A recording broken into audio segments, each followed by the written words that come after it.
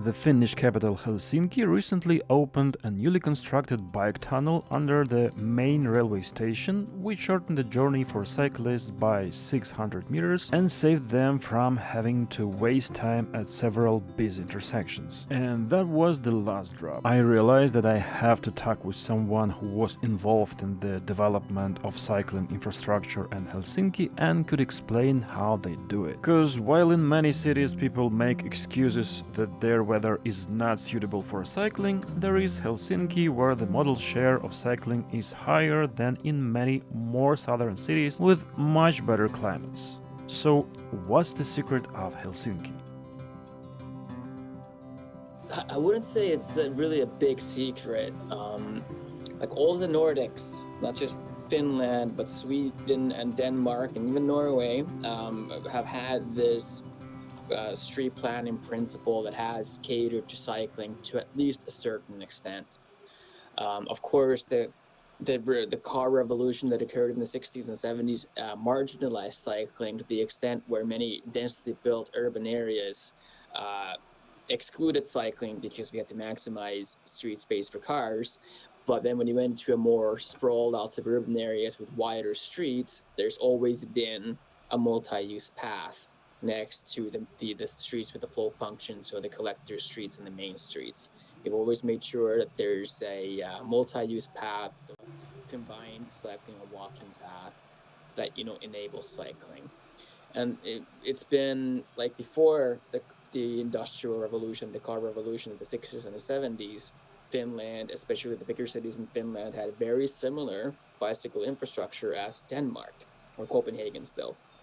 So it's been a normal part of our transport culture, or just culture in general, that people own bicycles. Because even now, when you flash forward 60 years since the car revolution, still roughly 90% of Finnish people own a bicycle, and it's considered like a regular citizen skill to know how to operate a bicycle. So once again, the big secret is that we've always had one form of integrating the bicycle to a certain extent in our transport planning, like on all corridors where there's been room, bicycle facilities have been built, and in that sense, it's reached the level of normality that we have it to this day. So on a national level, the model share cycling is about 8% of all trips, which is much less than the 15% in Denmark or the 27% in the Netherlands, but much higher than in many other Western countries. But there's a lot of room for improvement.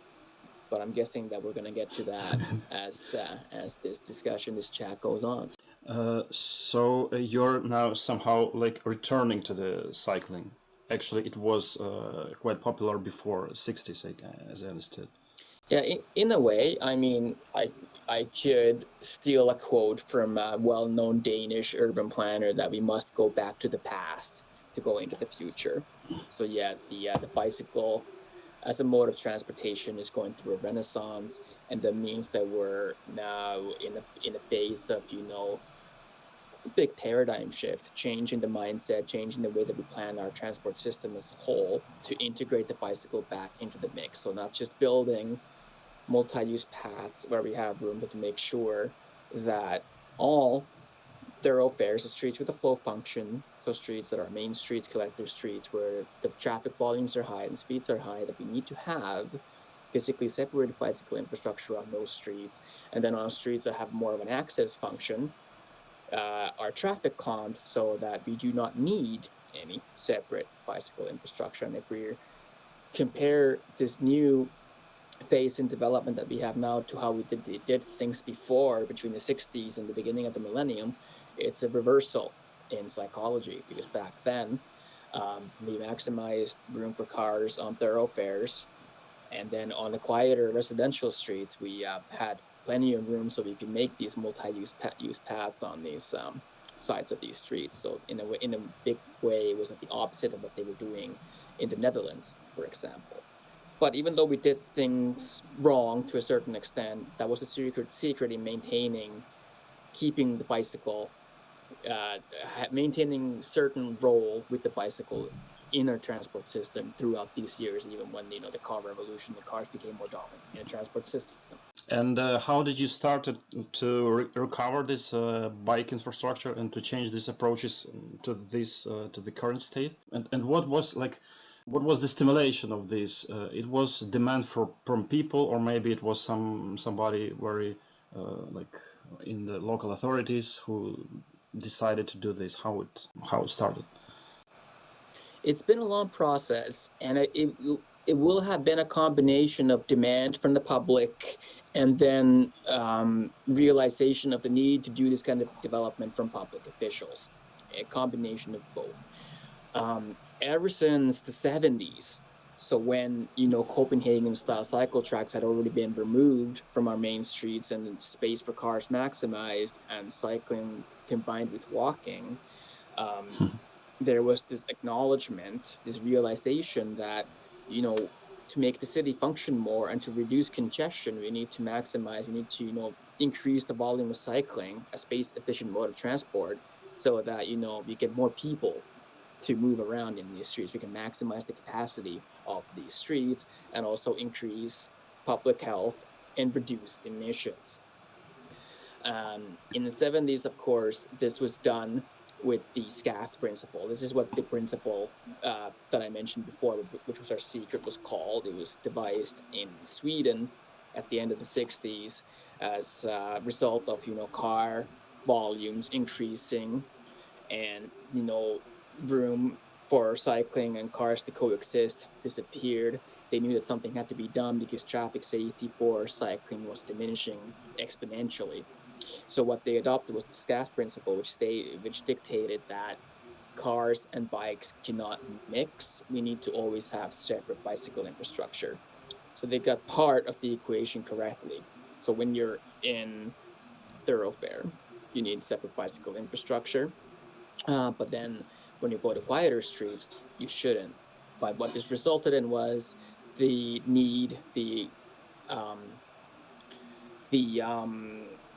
interpreted need to separate it everywhere, which led to both in Sweden and Finland combining walking and cycling. And then in Finland, as we noticed that we cannot make room for these multi-use paths in our dense urban fabrics, we updated the SCAFT principle with the statement that we don't need to have bicycle infrastructure everywhere.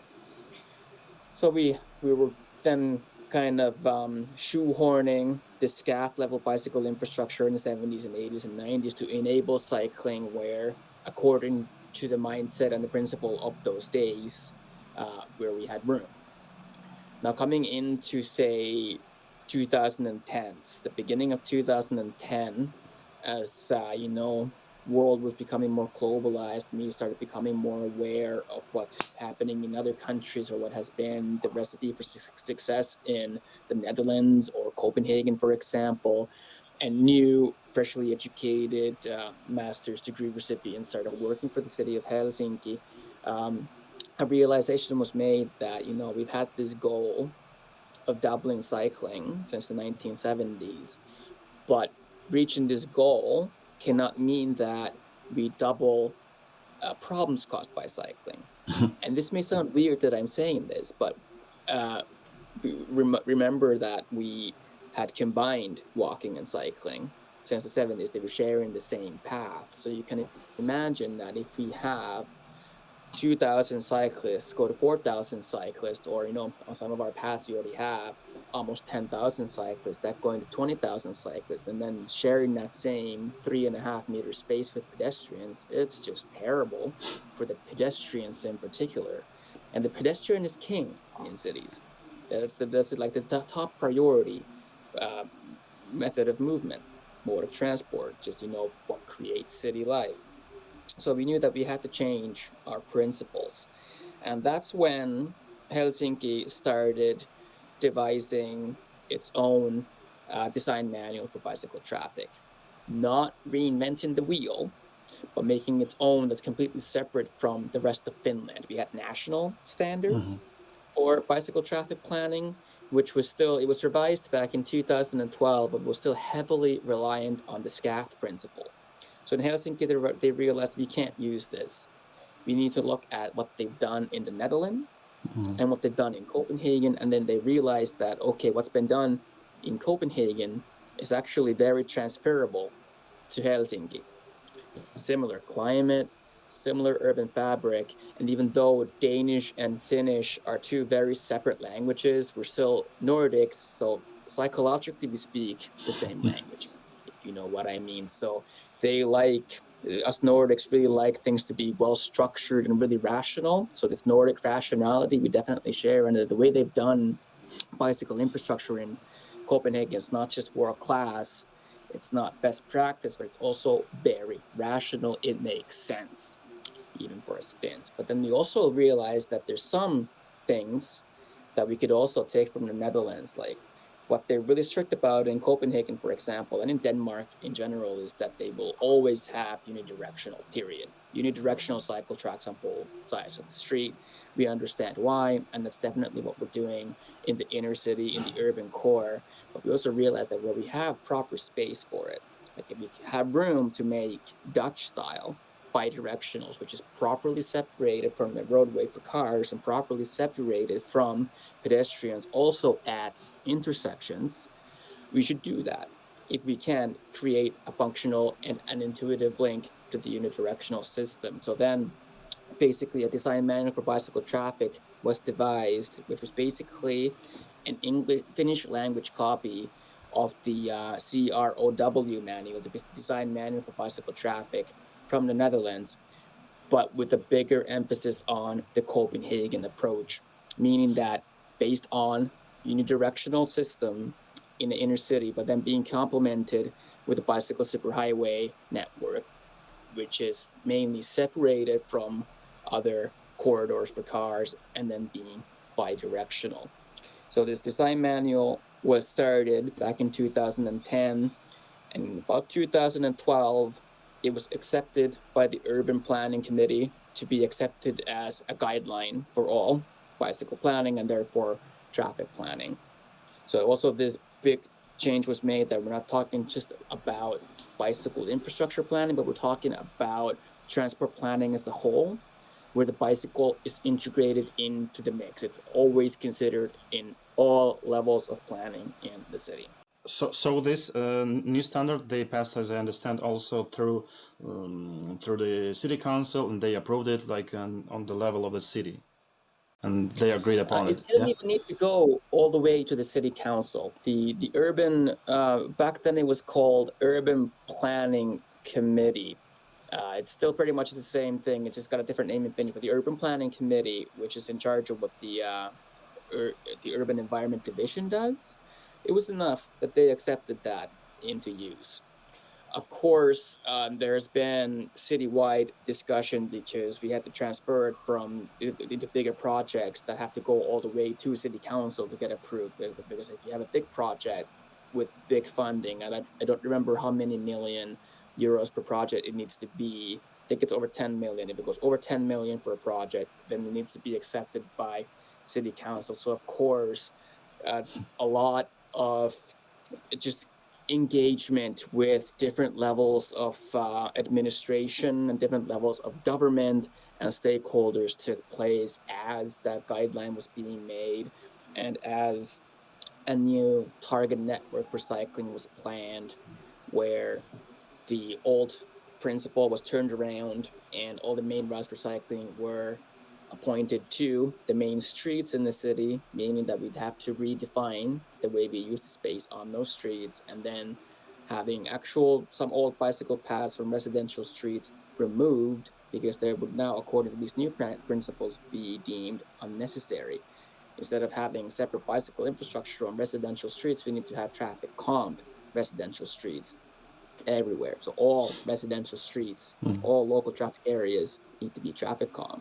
So as I understand, in general, when you are making this like new bike paths, you take the space mostly from cars, not from the pedestrians.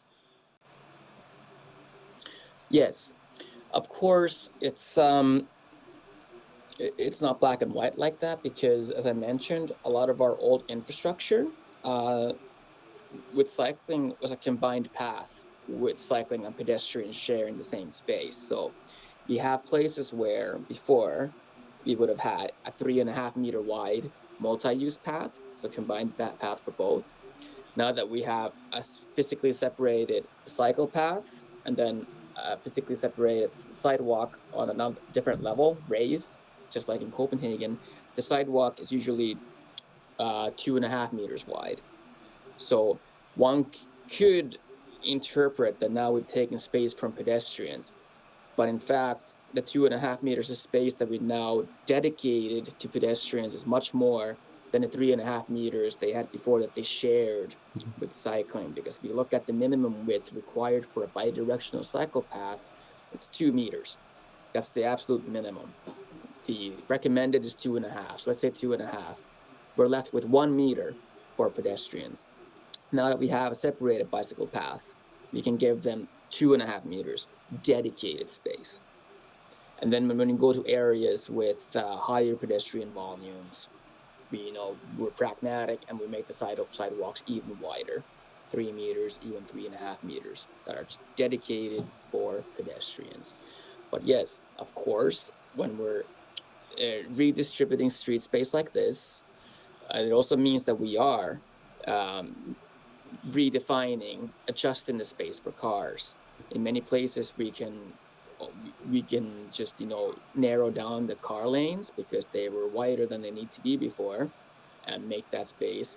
And in certain site-specific locations where it makes sense, where it's justified and rational to do so, we've even reduced car lanes, gone from 2+2 lanes in either direction to just 1+1 in order to make space for properly physically separated bicycle infrastructure and dedicated pedestrian infrastructure. And what is the attitude of people who using cars? Don't they complain that we taking space from us? How do Absolutely. Oh yes, they definitely complain because it's being interpreted as just hating on cars, bashing on cars. There's a big rhetoric on Helsinki being one of the most car-hating cities in Finland or even the world. But then again, we do also have people who understand, like people who drive, who understand that when we're maximizing or allocating space for walking, biking, and public transit, we're actually improving conditions for the people who need the car, because in doing so, we're making sure that the people who don't need the car have viable options, have more attractive alternatives to car driving. So they're not dependent on the car, and therefore they're not using the car. So there's more space for the people who need the car. And I dare say that the most vocal people who complain about these developments that we're doing are members of the vocal minority. We have always, in most societies, we have a really vocal minority, which makes it seem like the majority is against. But then if we look at our citywide surveys that we do every year, for example, one of the questions is that Helsinki is working hard to improve conditions for cycling. What do you think about this? And there's few levels that they can answer, that they're strongly in favor, somewhat in favor, neutral, or somewhat against, heavily against. And it's about 90% of respondents who are in favor of what we're doing. So we have a vocal minority and a silent majority. And that's not just in Finland. I mean, people are people everywhere, so especially in Western countries, I'd say the same thing applies, because we collaborate a lot with the Danes and the Dutch. We ask them, oh wow, you've taken lanes from this road, or you've taken through traffic away completely. Did people not, fight against it? They say, oh, definitely yes. A lot of backlash. But through public engagement, through impact assessments, and getting the opinion of the silent majority, they were able to build the case to justify what they're doing.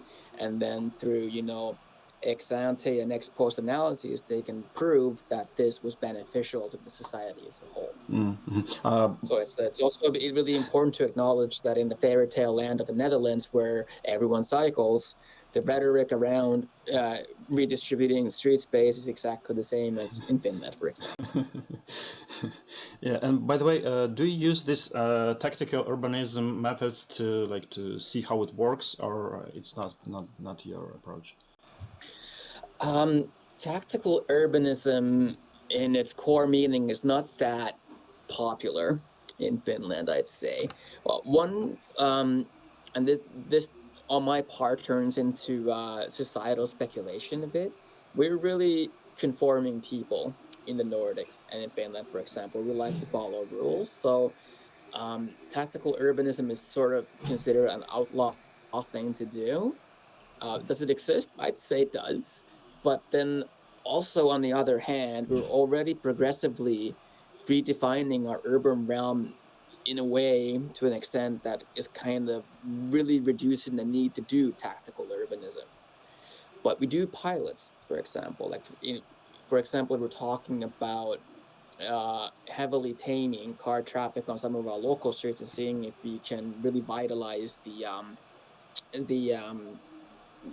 plinth of the street, so the kind of the facades of the buildings and kind of connecting the buildings with the street life. We do pilots with that to see, is this a proper street to do it in? So not might not completely cut car traffic, but we'll really narrow down space for cars, extend this businesses onto the streets with parklets, with extended patios, you name it, or having clothing stores bring their racks of clothes outside to really connect the life and the form of the built environment and the people interacting within it. So that's where we do trial and error to see, is this the right place to do it? Should we do something else? And we're calling that our summer street program. So it's not really tactical urbanism. It's legitimized tactical urbanism that's done through our normal planning processes in the city. About the winter maintenance, it's one of the key points to make cycling like all year activity, not just some summer riding to the park. And does this maintenance in Helsinki differ from other cities like Stockholm, or maybe other cities in this regard? Maintenance in Helsinki differs a lot from other cities in Finland. And that's like one key theme where we still have a lot of work to do. Like I mentioned before, the reintegration of the bicycle into the mix is part of a big paradigm shift with the way that we design our urban fabric and the way that we design our streets and the way that we look at the transport system as a whole. It's a big paradigm shift from having the bicycle as a sort of a marginalized mode of transit to it being integrated and a normal mode of transportation. And I mentioned that we have a long history of making multi-use paths, combined pedestrian and cycling paths. Now we're doing it in the Copenhagen way, in the Dutch way, which in the urban areas means that instead of having them all at the same level, you'll have sidewalk here, cycle track here, level separation. And maintenance, the way that it's traditionally been done, does not like that, because they're accustomed to having a big tractor taking care of the combined path on the same level. Even then, though, they've had to plow it twice because they're usually so wide that a single sweep will not do it. But now that they're separated, that means that they have to consider plowing and sweeping and salting off completely separately. So that's also a big change in mindset over there. And it also creates a big need for rethinking the maintenance system as a whole as well. So the kind of an overhaul that the infrastructure design principles have gone, so do the maintenance procedures need to go. And we're in the middle of that transition now. So we have select main routes for cycling where we have Copenhagen style winter maintenance. And this is what it's really interesting and it can sound really ironic. Are we copying Copenhagen with our winter maintenance? Isn't that a really southern city compared to Helsinki? And the answer is yes, it is south. But on a global scale, is Copenhagen a southern city? I will not answer that. I'll just leave that as a rhetoric question. But if we look at it objectively, the kind of urban fabric that we have and the kind of struggles that we have, we start noticing quite a few similarities. And I'll give a few examples. We struggle a lot with having good quality maintenance done in Helsinki. And the main argument as to why that is because we have a lot of fluctuations of temperature above and below zero. So during the day, it might go above zero. During the night, it'll go below. And you probably know what that causes. It causes freezing. It'll cause thawing during the day, and then it turns into a skating rink during the night. When we talk with the maintenance professionals from Copenhagen, they talk about the exact same thing. It's like they don't really deal with snow, but for 7 to 8 months of the year, the temperature fluctuates. And it actually often stays right at around zero. So they have to really carefully look at the mercury, because it rains a lot in Copenhagen.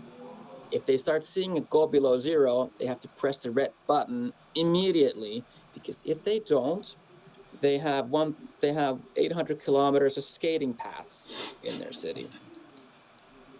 And they have a method, they have a completely well-engineered system to deal with that, to make sure that it does not happen. And so therefore, we're looking at maybe there's something we can benchmark, and there definitely is. And what it really comes down to is that we have one uh, substantial difference between Copenhagen and Helsinki, and it is that when it snows in Copenhagen, which it does, by the way, it usually melts within a week. When it snows in Helsinki, it can stay on the ground for 5 months if we have a proper winter, which means that if it snows repeatedly during the season, we can't leave the snow on our streets, because in the dense urban fabric, we do not have the space to store the snow there, throughout the entire winter season. So in comparison to Copenhagen, we need to also put a lot of emphasis on snow logistics, meaning that we have to, collect the snow and transport it out of the city. That is a challenge, and it is something that does cause noise. It's something that does cause emissions. But we also know that before I say what we know, I'll say there's an argument in saying that building this dense urban structure is bad at this latitude, because it forces us to transport snow out of the city, which creates emissions. And my response to that is, that's a valid argument, very valid. But we also need to look at it from another point of view. Having built this dense urban fabric, we've created vibrant urban areas where people, want to spend time at and want to interact with each other, and make sure that we have ABs in the city, the destinations and departure points that are close to each other, meaning that all the services are within mostly a walking, cycling, or public transit system, which in a big scheme of things has resulted in a car model share being very low. The car model share in Helsinki is 21% of all trips, which fully compensates the emissions that are caused by the snow logistics during the winter. And always, the snowy winter season is much shorter than the season where we have no snow on the ground. On average, we have snow on the ground for 1 to 2 months a year. This gone year was a big time exception. Finland was the coldest country in the world this gone winter, so Helsinki had snow on the ground for about 5 months of the year. But these are exceptions to the rule. So we are in the middle of this big reformation, or the rehaul of our maintenance system, but we're doing it in a very similar way as Stockholm. Stockholm is in a very similar climatic region as Helsinki. So what they're doing is sweeping the cycle paths and then salting them, so taking the slush away and then doing preventative things to make sure that it doesn't freeze during the night, just like Copenhagen, and just as we know that we need to do. And Helsinki stands out compared to the rest of Finland, because in the rest of Finland, they're looking at us like, what are they doing? Salt is bad.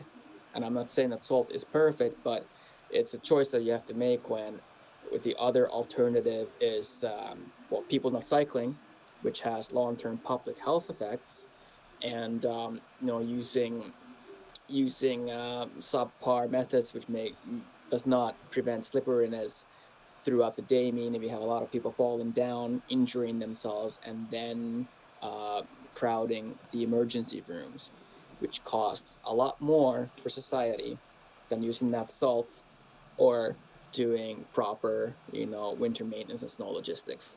I guess you're also using this small gravel stones, but on the sidewalks, yeah?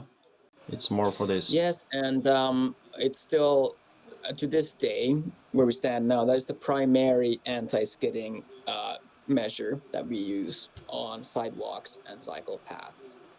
We have about 100 kilometers of intensified winter maintenance routes on our select main routes for cycling, where we're doing it the Copenhagen, Stockholm way of salting and of brushing and salting.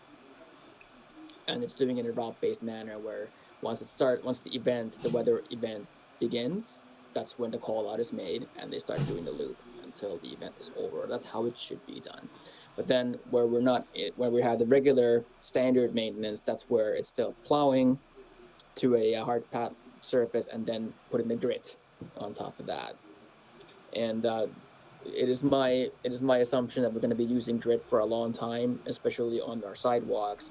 But I'm going to be one of the laudable agents here at the city saying that we should really, really heavily consider using salt everywhere, because grit, it does not come without complications of its own. One of it is that it clogs sewers once it thaws, and when we have the freezing and the thawing cycles, the grit actually sinks into the snow, and when it freezes, it loses effect.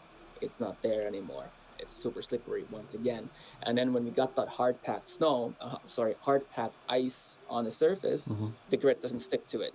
It does something, but it does not provide you with a proper coefficient of friction, meaning that people with reduced mobility, especially the elderly, are at worst trapped in their homes because it's too slippery for them to walk outside. And then springtime, a whole different story. Once there's no more ice or slush on the sidewalks, the grit, instead of increasing the coefficient of friction, decreases it, so it becomes slippery on its own and people fall down on the grit. And then there's an air quality aspect to it as well. Once the snow is gone, the sun starts to shine, we have a lot of dust in the air. It's all that grit all over our streets, and there's so much dust in the air that people with respiratory problems are encouraged not to go outside during 2 weeks before we're actually able to clear all that grit from our streets. Do you mean this? It's like more like a sand, or this is like this crushed gravel? Crushed gravel. Yeah. So you don't use the sand. The term that I know for is grit. Sorry. So you don't use the sand, for example. No. In Helsinki, we use like crushed stone, and the term that I'm most familiar with is grit. The city of Oulu in northern Finland, which you may have heard of, it's also been entitled as the winter cycling capital of the world. They use sand, or it's like a more coarse sand, but they use that. Main argument is that it doesn't puncture bike tires. That's true. And during the winter months, when they had the hard-packed snow on the cycle paths and then the sand, it provides really good traction. But then, of course, the implications that you mentioned come in the springtime. The thing is, it's been standard practice for so long that people just sort of accept it. In the same way how in North America they accept that tens of thousands of people die each year in car crashes. It's just a necessary evil so that people can move around. Yeah, really. One more question about the techniques, all these plows and all the things. Are they owned by the city, or the city like make a contract with some private owners of this all this stuff to use this during the winter? A mixture of both. So we have an organization in the city that's operated by a public-private partnership. So it's owned by the city, but they sort of act like a private company. So we own all the equipment, but we make a contract with them. But then we also have some contracts with the actual private sector. So we have both city-owned operator operator, a city-owned operator operating city-owned machinery, and then we have contracted operators from the private sector doing other contracts. So I guess it's something like for you have like standard amount that you need, and for the extra you then call the private owners, private contractors. No, we have designated areas. Like the different areas in the city are contracted out to different operators. Uh-huh. So, like the inner city, for example, that is maintained by the city-owned operator. But then on the edges of the inner city, the urban core, you'll have private companies, and then on the suburban areas, it's mostly private companies. Uh-huh. Uh-huh. And they all operate with the same principles, or they should operate with the same principles. One of the questions from my subscribers is what are the next big cycling infrastructure projects that you are now planning? We're planning a lot of bicycle superhighways because the target network for cycling in the city of Helsinki includes about 140 kilometers of bicycle superhighways to cover the entire city and connect the city to surrounding towns. And now that the bicycle infrastructure investments budget is going up from the current 23.5 million euros per year to 40 million euros per year in 2026 on, means we're going to have a lot more projects going on at the same time. Of course, we already also currently have a lot of projects, a lot of really significant projects under construction. And one of the ones that is definitely worth mentioning is the Crown Bridges project, which is connecting the peninsula of Laajasalo, Kruunuvuorenranta, to the inner city. I can provide you with some material to show later, but it's a bridge solely for trams, bikes, and pedestrians that spans about 4 kilometers from Kruunuvuorenranta over the bay to the inner city, effectively tapping that place that used to be a suburb and turning that into part of the inner city. So they're building a really dense mixed land use there. And it's a journey that by land to come from Kruunuvuorenranta to the inner city is now 12 kilometers about. It's going to be reduced to about 5 kilometers once that bridge is complete. And that entire bridge, upon completion, is going to be the longest bridge. Sorry, it's going to be the longest bridge in Finland, and no cars allowed. Mm. I can imagine what car drivers are saying about this project. It's been surprisingly subtle, actually. Yeah. I mean, of course, every now and then we have the argument emerge that, cars should be allowed on it. And of course, emergency vehicles are emergency. If there's a need for an emergency vehicle to get there quickly, they may drive on that bridge. But private cars, no. And it's one of these things that's, of course, had a lot of backlash, but also there's been a lot of mutual understanding because everyone understands that if we had such an attractive connection directly into the inner city, that it would just clog the street network in the city. And to many people, that's been understandable via common sense. We came actually to the last question I've prepared. So what would you advise to those cities or communities that are just now starting to develop their cycle infrastructure, and what mistakes should they avoid?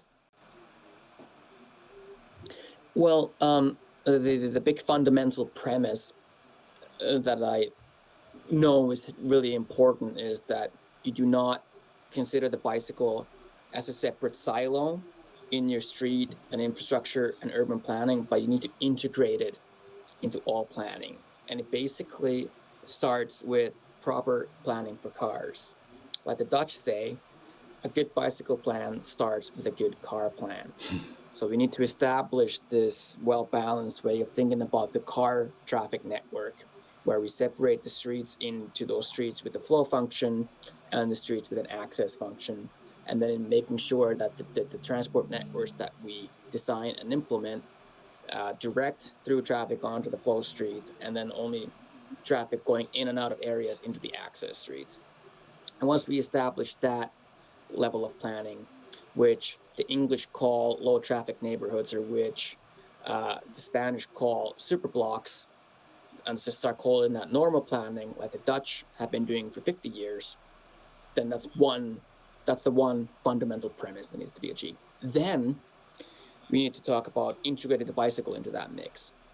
So when you have the flow streets, the common principle should be that on all those flow streets, you need physically separated bicycle infrastructure, physically separated best practice bicycle infrastructure that you need to start calling normal bicycle infrastructure. So yes, Dutch, Danish style bicycle infrastructure. And then when you go into the areas, let's say this imaginary square that I'm drawing here is the flow streets. Inside, you have the low traffic neighborhood or the super block or just the local traffic neighborhood.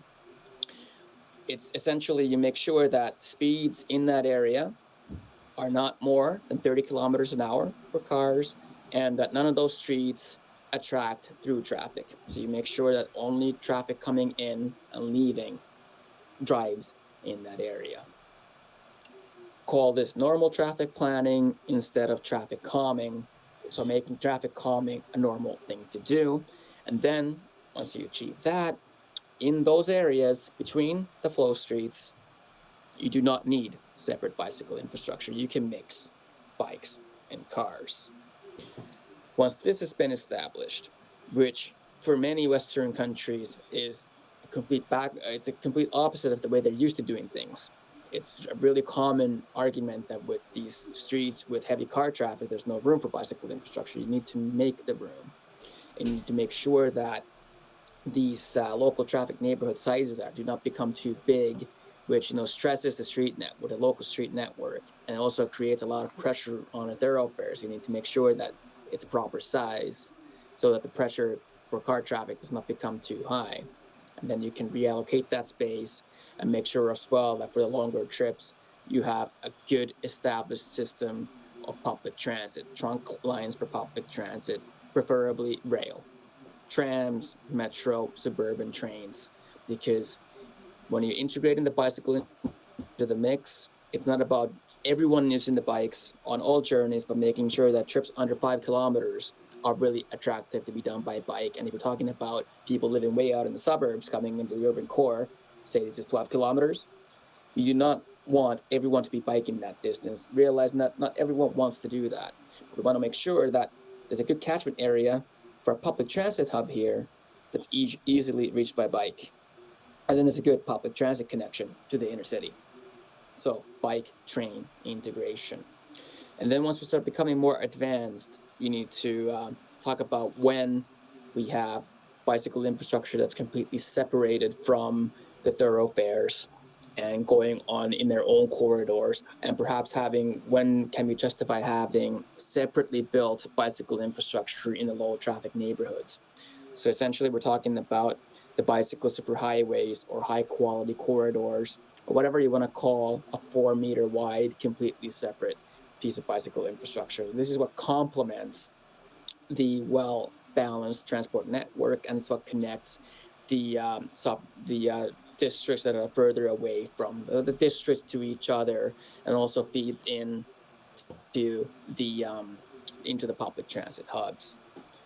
And this is where you'll either have, especially in the dense urban core, a bicycle street or fietsstraat, as the Dutch call it, or if you have a lot of space, then you'll have the 4-meter wide bidirectional bicycle track. So these 3 levels of planning, understanding that all these levels require acknowledgement of the existence of bicycle traffic and the need to cater to it, but to make sure that everything is planned in a well-orchestrated equilibrium where, you make sure also that the people who need the car have the opportunity to use it, and that, facilities for walking are dedicated just for people walking.